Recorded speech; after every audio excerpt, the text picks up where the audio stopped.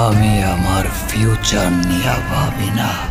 দর্শকরা রয়েছে, দর্শকদের একটা তাণ্ডব চলছে। আসলে যারা সিনেমা হল কর্তৃপক্ষ রয়েছে তাদের সাথে কিন্তু একটা আজকে শুধু তারা দীর্ঘ সময় বেলাকে টিকিট বিক্রি করেনি। ভাই রে ভাই, এবার বরবাদের টিকিট না পেয়ে সিনেমা হল ভাঙচুর দর্শকদের। প্রথম দিনেই রেকর্ড গড়ল বরবাদ সিনেমার টিকিট। সুপারস্টার শাকিব খান অভিনীত বরবাদ সিনেমার টিকিট না পেয়ে চরম উত্তেজিত দর্শক। আজকে শুধু তারা দীর্ঘ সময় বেলাকে টিকিট বিক্রি করেনি, তারা বেলাকে টিকিট বিক্রি করতেছে দর্শক। তাদের অভিযোগ, কাউন্টারের নির্ধারিত দামে টিকিট বিক্রি না করে হলের বাইরে অতিরিক্ত দামে বিক্রি হচ্ছে টিকিট। বেশিরভাগ দর্শকরা আরো গুরুতর অভিযোগ করে বলেন, অনেকদিন ধরে প্রায় বেশিরভাগ সিনেমা হলে টিকিট কালোবাজারি হয়ে আসছিল। সিনেমা মুক্তির একদিন আগেই টিকিট বিক্রি হয়ে যায়। এসব হচ্ছে হল কর্তৃপক্ষের যুগসাজশে।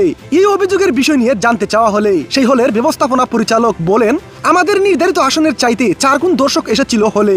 এত বিপুল পরিমাণ দর্শকদের চাপ সামাল দেওয়া যায়নি, এমন দাবি করেন তিনি। প্রিয় ভিউয়ার্স, বরবাদ দেখার প্রতি যে দর্শকদের এত আগ্রহ, তা দর্শকদের উপচে ভরা ভিড় দেখলেই বোঝা যায় মানুষের মধ্যে বরবাদ কতটা জায়গা করে নিয়েছে। তাই প্রিয় ভিউয়ার্স, বরবাদ সিনেমা দেখে আপনাদের কেমন লেগেছে লাইক কমেন্ট শেয়ার করে জানিয়ে দিন আপনার মতামত।